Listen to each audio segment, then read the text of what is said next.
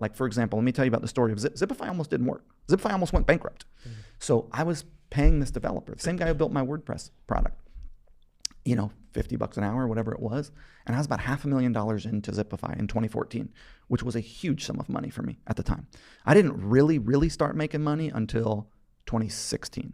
From 2005, when I first started, until 2015, so 10 years, I don't think I was able to pay myself much more than 100 grand in a year, if that. Like those years were hard. And I really started, maybe a little more, but it's like, I didn't really start making real money until about 10 years in. So I had invested kind of everything I had into this app, and it just wasn't quite done. And I thought, these guys who are building it, they're not just doing what I'm telling them. They're coming with ideas. They're bringing intellectual property. They're like adding to the product. And I thought, let me go to this cat and say, look, dude, why don't you cover development? Because it's cheap for you. And I will bring sales and marketing. And let's go 50-50 on this thing. If you believe in this product, you believe it's going to work, you could have half of it.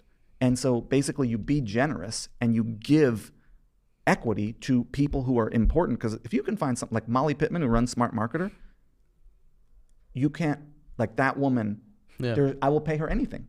She's so good. And so it's like, imagine if you can get another one of you, driven like you, smart like you can find them, you know? So you got to find the right people. So I gave this guy half the company, and we split, and then it was like expenses off the top 50-50, which is a way that I like to do partnership. I like to do partnership, expenses off the top 50-50.